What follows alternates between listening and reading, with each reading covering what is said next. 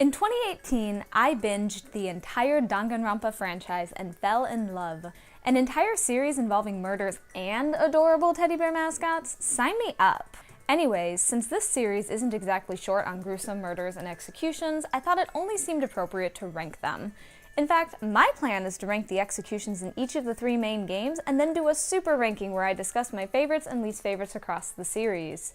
Today, I'll be ranking the executions in Danganronpa Trigger Happy Havoc based upon how interesting they are to watch, the appropriateness of the execution selection, how much I like or dislike the character, and how important the execution is to the overall arc of the game. Just note that if you have even the slightest urge to ever play Danganronpa, do not come anywhere near this video until you have played Trigger Happy Havoc. Just don't. It will ruin everything for you. Stay away. There aren't too many executions across the series that I truly dislike, but Mondo's is definitely a contender for my least favorite. First of all, Mondo himself murdered Chihiro, a character that I really liked and wanted to see more development from. Secondly, his execution is just weird. It's fitting that the ultimate biker gang leader would be executed via bike, but I still feel like it would have been more interesting to have a bunch of bikes run over him instead of the weird spinny sphere thing that he actually got. The concept of Mondo butter, by the way, never fails to turn my stomach every time I think about it. Just, ugh. There is no level in which I appreciate this execution. Thankfully, however, they get better from here.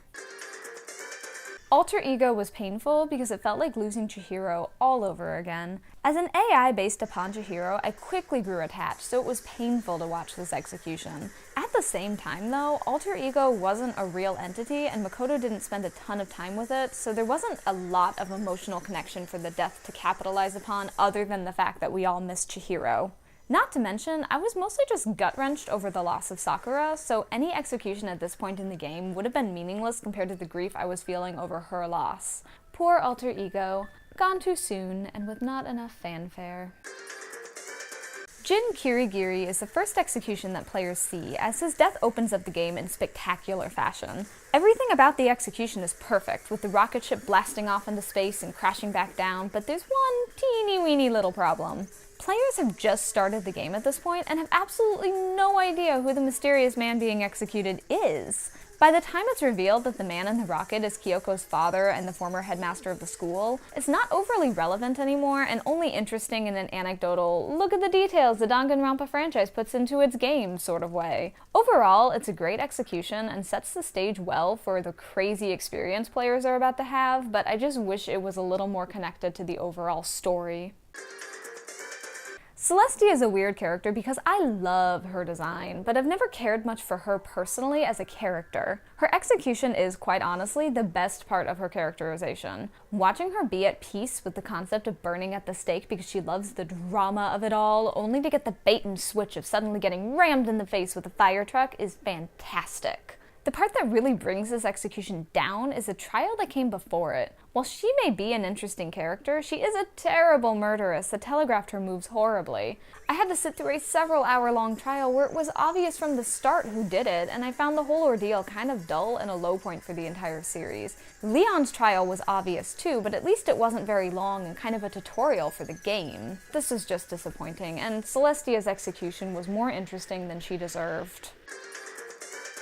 Ah, Junko, way to go out with a bang. It's hard not to love the mastermind behind the Killing Games because she's just so charismatic and interesting to watch whenever she's on screen. Watching her go through everyone else's execution with a smile on her face, hugging the Monokuma doll she became so synonymous with, was a sight to behold. When at the very end she stared up at the press she was sitting underneath, it launched 1,000 analyses across the internet. Did she grow bored? Did she decide that death was final and she didn't want to do this after all? In general, I love the side of Danganronpa that allows me to get really analytical, so that's definitely my favorite part of this execution.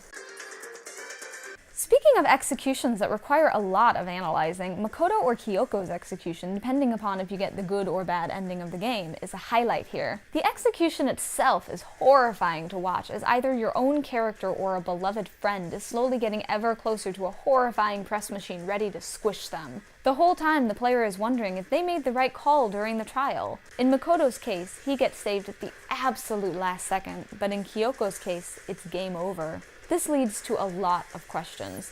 Did Kyoko know about Makoto's ultimate luck ability? Did she truly have faith that he would be able to live through the ordeal, or did she just sacrifice him, knowing he would be trustworthy or gullible enough to let her get to her own answers? There are a lot of questions that I have here, which makes this execution a whirlwind of excitement.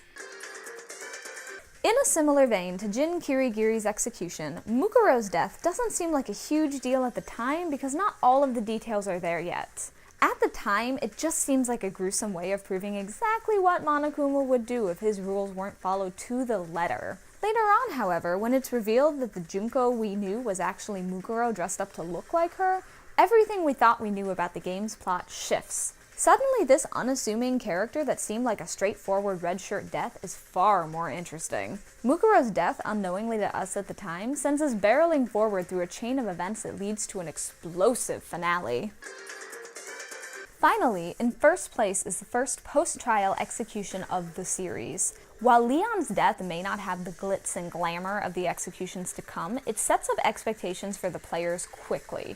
This is actually what the game is going to be like. People will die, and Makoto will solve the murders, leading the culprits to their deaths as well. The shocked look on everyone's faces after Leon, the ultimate baseball star, has been bludgeoned with baseballs mirrors that of the players. It's dark, twisted, and shows everyone exactly what they are about to be in for. Nothing defines Danganronpa quite like Leon's death. Well, that's it for this list. I love the Danganronpa series, so expect plenty more videos about it and other franchises in the future. If you like this video, be sure to give it a like and follow me for more gaming-related content. May the killing games be ever in your favor. Wait, wrong franchise. Sorry.